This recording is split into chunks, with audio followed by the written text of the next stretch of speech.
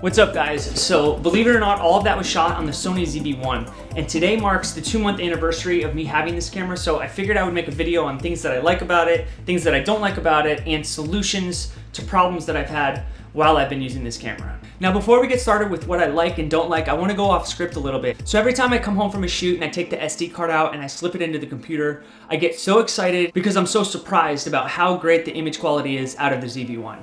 Especially when you start to use picture profiles. I've been testing out picture profiles for a while. Every single time I go out, I'll change the picture profile, I'll try different exposures. I even made a video on it and I'm still learning.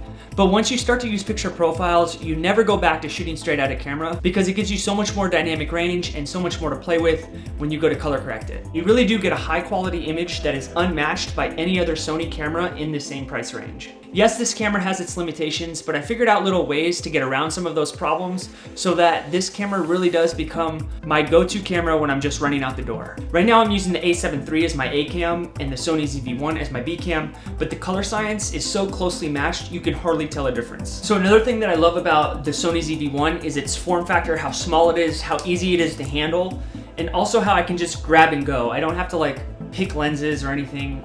You just pick it up, you make sure you have a battery that's charged, and you just walk out the door, and you have an incredible little machine in your hands to go get some really good video.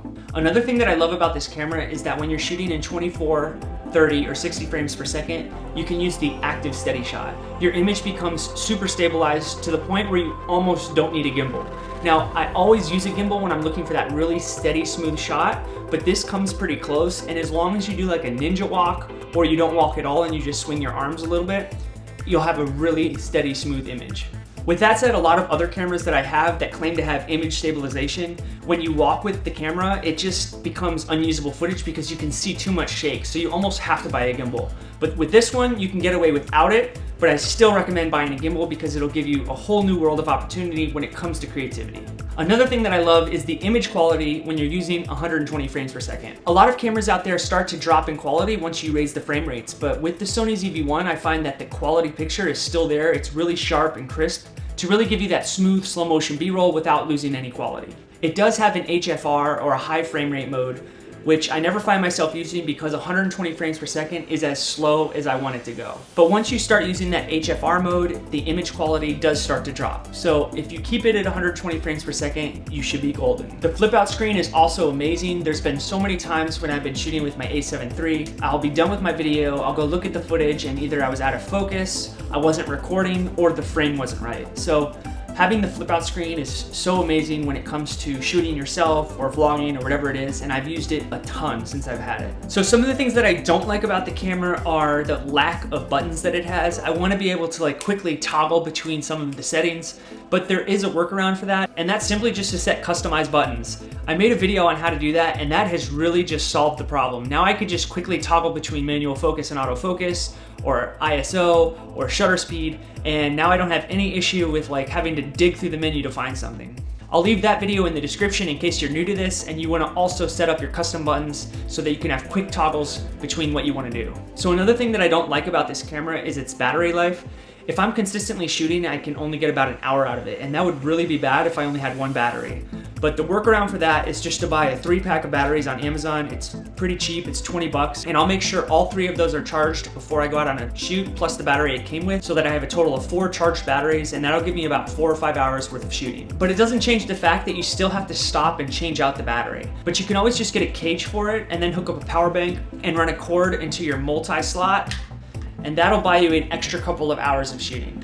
Now, if I'm on a tripod and I'm shooting an interview, I'll do the same thing. I'll just hook up a power bank to it so that I can get continuous recording and I don't have to constantly take it off the tripod every hour when I have to swap out a battery. Another thing that I find annoying when you're shooting with the Sony ZV-1 is you lose that active steady shot when you're shooting in 120 frames per second. So my workaround for that is number 1, get a gimbal, and then you can shoot in 120 frames per second and still have that nice, steady, smooth image. The second thing is to just not walk when you're shooting in 120 frames per second because you will come home with unusable footage. So if I don't have a gimbal but I want to shoot in 120 frames per second, I'll just stand still and swing my arms.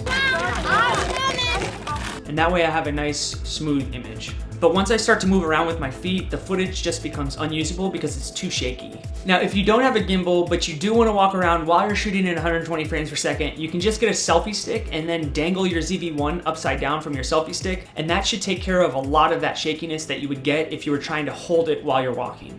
Another thing that I've seen people complain about when it comes to the Sony ZV-1 is the wide angle lens is not wide enough. So when you're trying to vlog, it just seems too close to your face. Now, I don't really vlog that much. I just do filmmaking, so I use this as my B-cam.